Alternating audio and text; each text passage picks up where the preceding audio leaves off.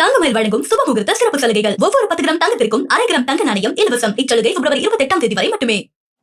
Election பக்கத்துல வர வர வர பஞ்சாயத்துக்கு பஞ்சம் இருக்காது.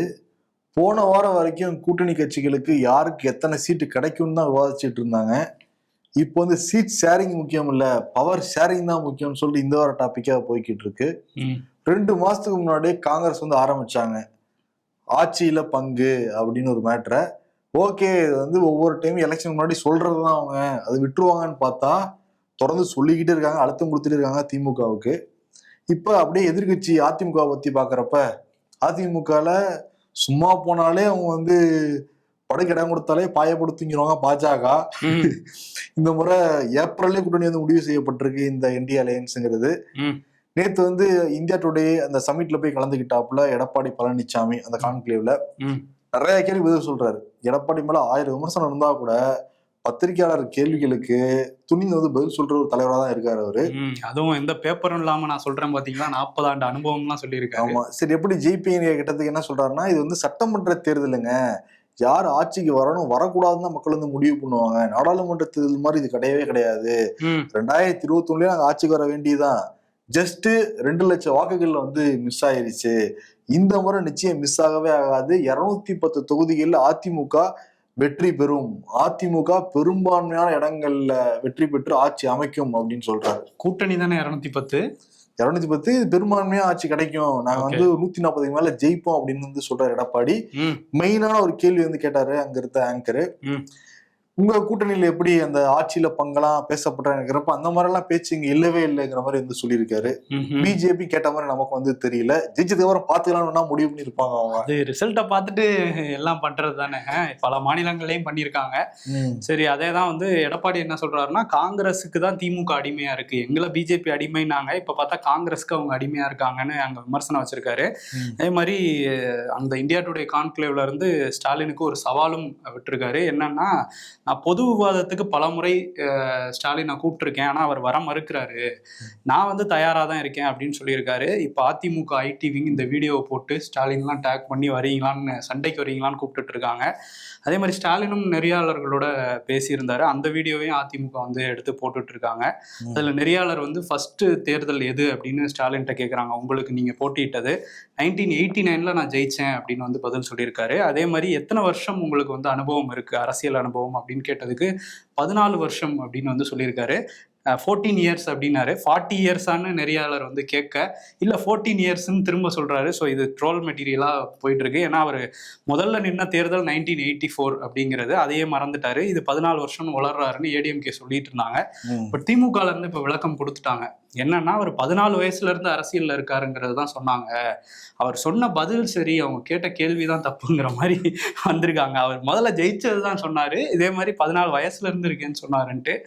ஸோ இது ஒரு விவாதமா போயிட்டு இருக்கு. பரவாயில்ல, 14 வயசுன்னு சொல்லியிருக்காரு. பிறக்கிறதுக்கு பிறந்ததுல இருந்தே அரசியல்னு சொல்லாம அது உதயநிதிக்கு சொல்லுவாங்க. உதயநிதிக்கு தான் சொல்லுவாங்க. ஆமா, அதே மாதிரி இன்னொருத்தர் அவர் எப்பவும் போல போன என்டிடிவி சமிட்ல போய் தான் பார்த்தாங்க. இந்த தடவை போய் பார்த்து பேட்டி எடுத்தவரோட பேட்டியாவது கிடைக்கும்னு நம்ம நினைச்சோம்.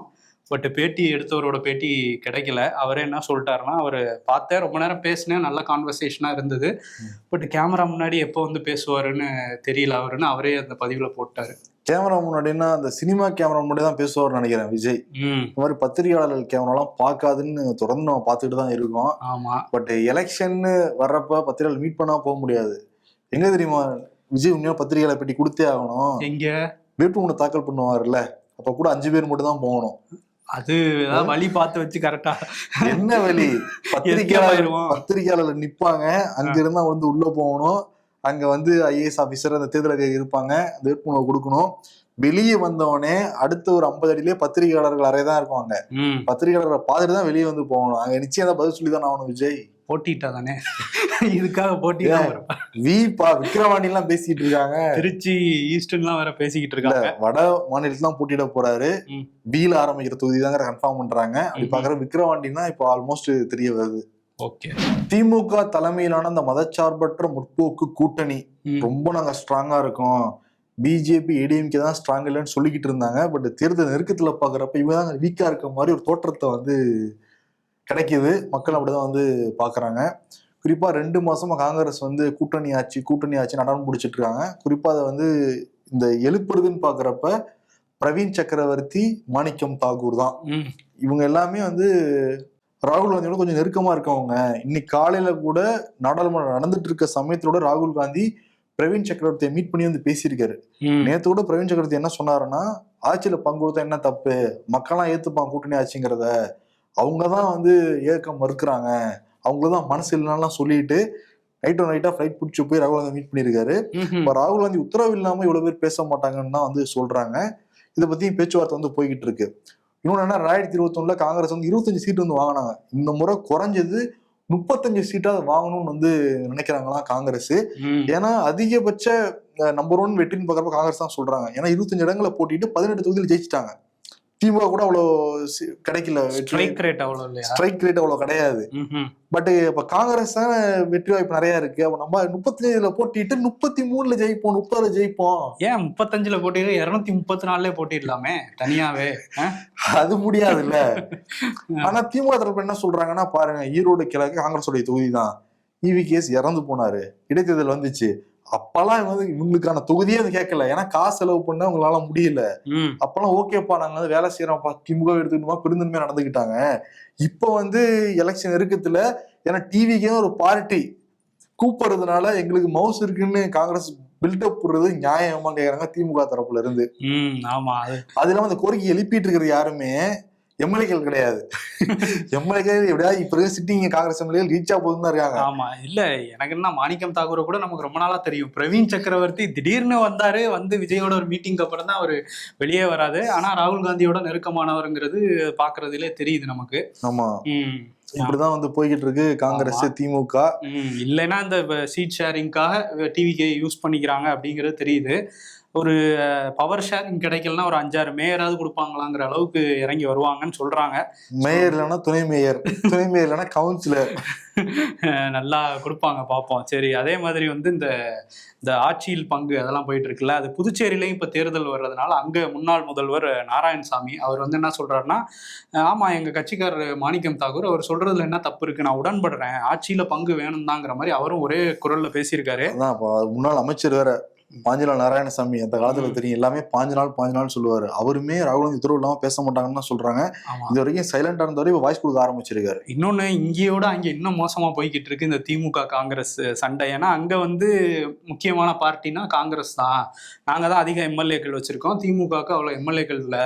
ஆனா ஜெகத் ரட்சகன் எங்க கூட்டணியில் உள்ள கட்சியெல்லாம் கூட்டிட்டு போய் அவர் தனியா மீட்டிங் போடுறாரு, எங்களை கூப்பிடலைங்கிறது ஒரு பஞ்சாயத்து அங்கேயும் இருக்கு.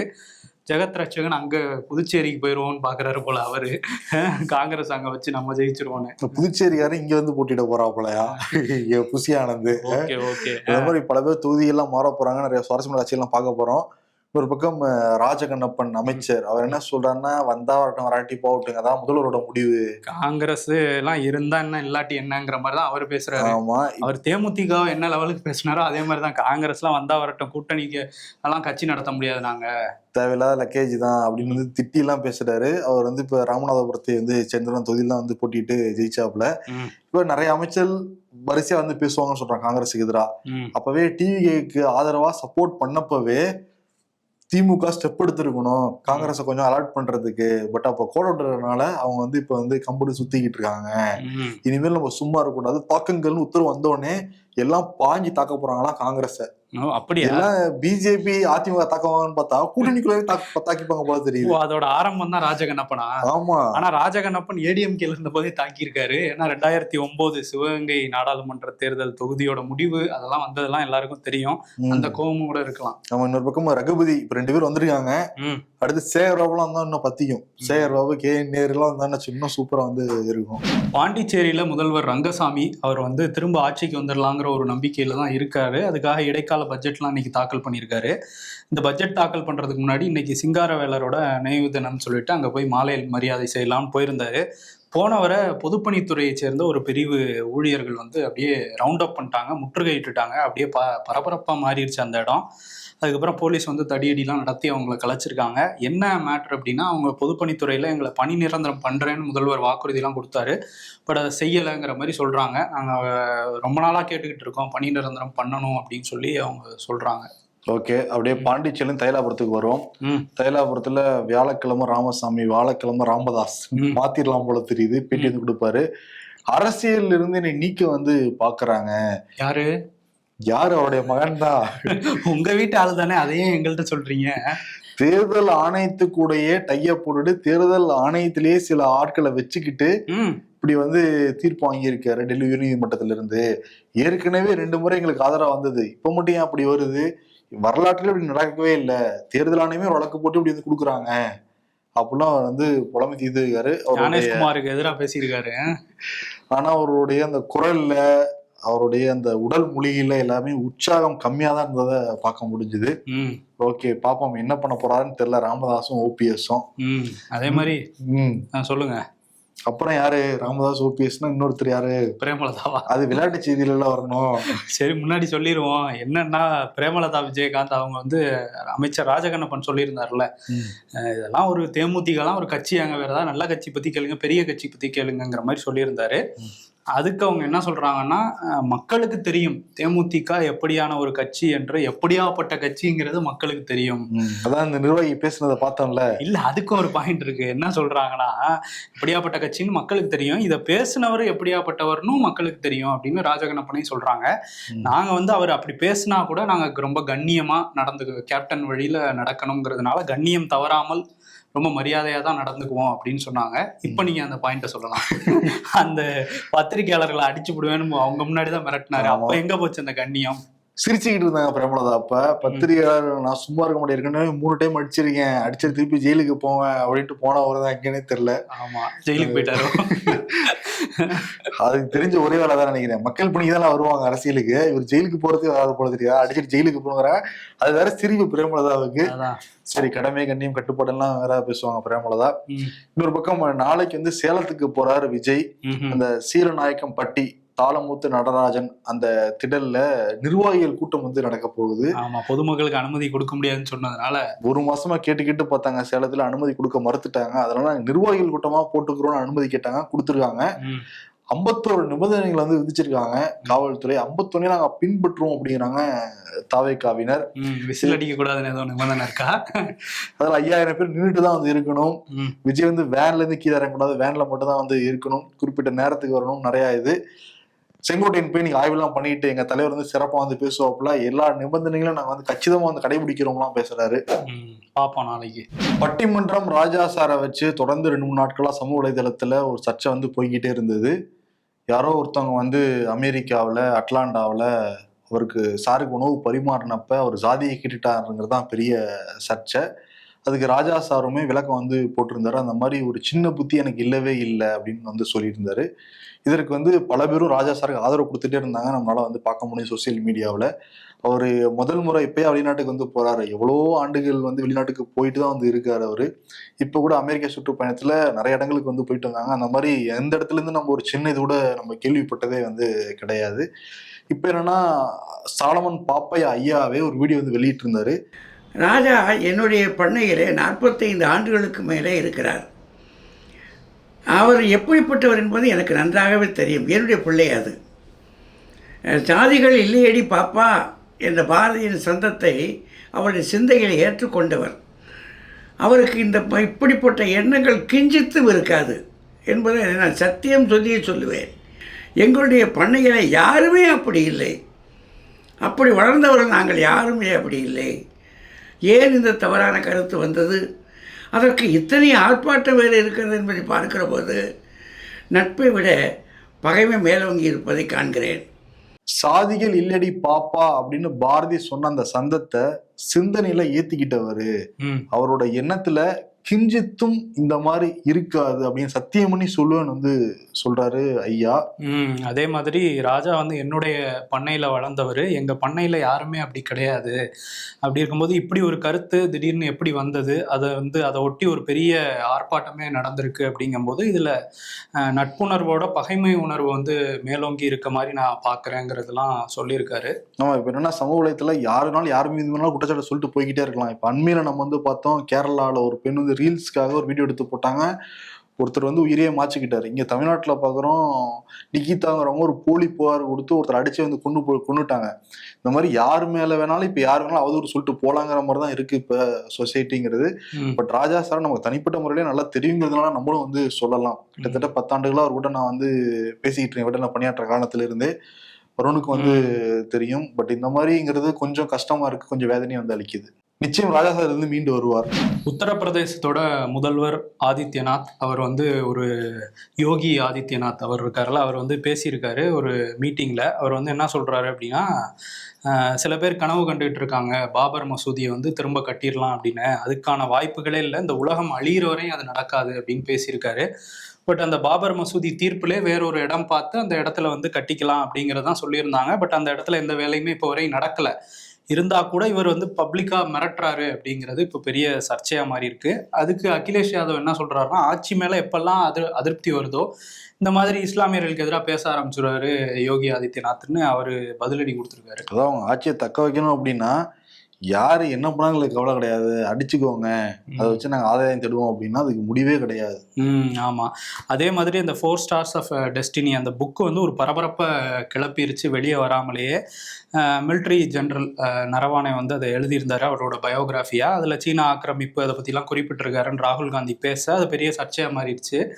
இப்போ என்ன பண்ணியிருக்காங்க மத்திய அரசுனா, ஒரு ஸ்ட்ரிக்ட் ரூலை உடனே பண்ணி ஆகணும் அப்படின்னு சொல்லிட்டு மினிஸ்ட்ரி ஆஃப் டிஃபென்ஸ் அந்த பாதுகாப்புத்துறை அமைச்சகத்துக்குள்ள ஒரு மீட்டிங் நடந்ததா சொல்றாங்க. அதில் வந்து இனிமே வந்து ஓய்வு பெற்ற இராணுவ அதிகாரிகளோ இல்லை பணியில் இருக்கிற இராணுவ அதிகாரிகளோ இந்த மாதிரி புக்கெல்லாம் எழுதுறாங்கன்னா அதுக்கு இப்போ கரெக்டான பர்மிஷன் வாங்கணும், அது எதை பற்றி எழுத போகிறாங்க எல்லாம் சொல்லி ஒரு ரூல்ஸ் வந்து கொண்டு வரணுங்கிற மாதிரி இதெல்லாம் வச்சு ஒரு ரூல்ஸ் கொண்டு வரணும்னு பேசியிருக்காங்களாம். கூடிய விரைவில் அந்த ரூல்ஸும் வெளியாகும்னு சொல்கிறாங்க. ராகுல் காந்தி நேற்று மக்களவையில் பேசினாரு. குறிப்பாக அந்த எப்ஸ்டின் விவகாரம்லாம் எடுத்தாரு. பட் அதெல்லாம் பேசவே கூடாது அப்படின்னு சொல்லிட்டாங்க. அவை குறிப்பில் இடம்பெறாது அப்படின்லாம் கிரண் ரிஜிஜு வந்து சொல்லியிருந்தாரு. ஆனால் ராகுல் காந்தி வெளியுமே கூட அதெல்லாம் பேசிட்டு தான் இருந்தார். எப்ஸ்டின் ஃபைல்ஸில் ஹர்தீப் சிங் பூரி பேர் இருக்குது, அனில் அம்பானி பேர் இருக்குது, அதெல்லாம் பிரதமரோட தொடர்பு படுத்தி இருக்குது, இதுக்கெல்லாம் விளக்கம் கொடுக்கணும்னு காங்கிரஸ்லேருந்து நிறைய பேர் வந்து கேட்டுட்டு இருக்காங்க. இப்போ வந்து ஹர்தீப் சிங் பூரி ஒரு ப்ரெஸ் மீட் வச்சு என்ன சொல்லியிருக்காருன்னா, ஆமாம் எப்ஸ்டினை நான் வந்து 2-3 முறை வந்து சந்திச்சிருக்கேன் அப்படின்னு சொல்லியிருக்காரு. ஆனா எப்படி சந்திச்சிருக்கேன்னா, ஒரு இன்டர்நேஷனல் கமிஷனோட ஒரு டெலிகேஷனா போயிருந்தேன், ஒரு குழுவா போயிருந்த போது அவர் கூட வந்து சில மீட்டிங்ஸ் இருந்தது, அதுக்கு போயிருந்தேன்.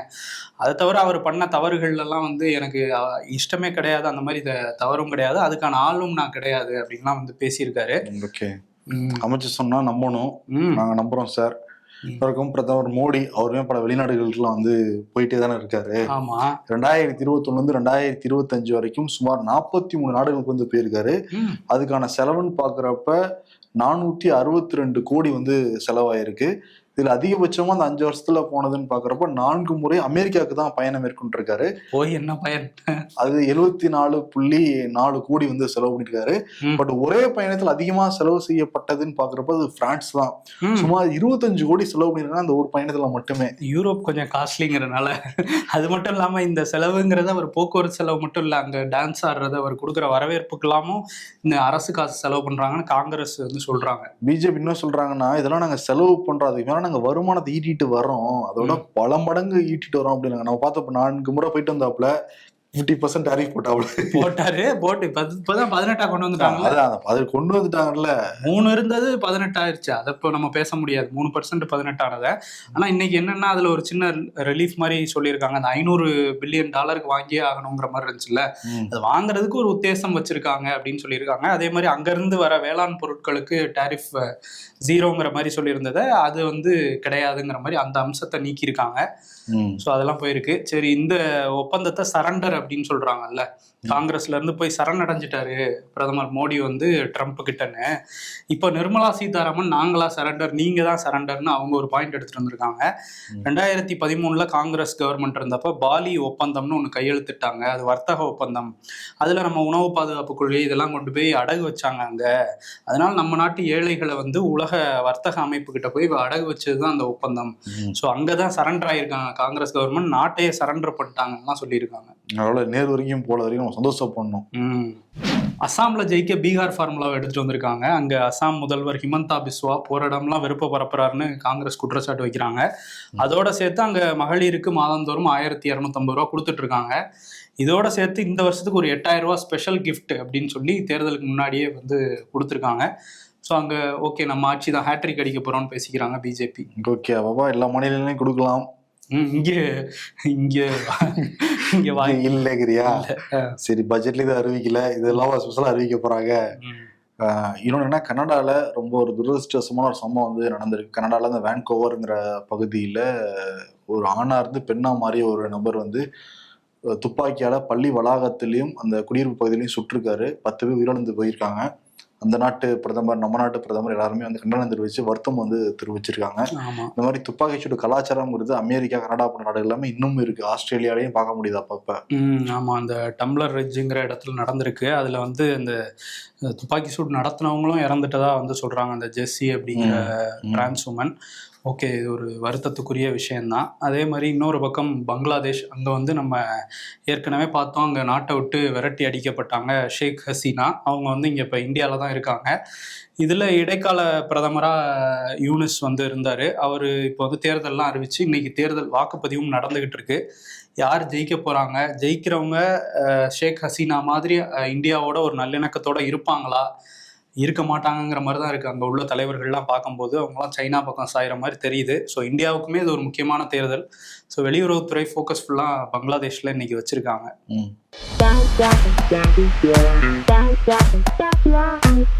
லைஃப்ல சர்ப்ரைஸ் ஏதாச்சும் வரும்னு பார்த்தா எல்லாம் ப்ராப்ளம்ஸாக வந்துட்டு இருக்கு. மச்சான், ஜிபேல 500 ரூபா இருக்கா? ஜிபே இருக்கு, 500 தான் இல்லை.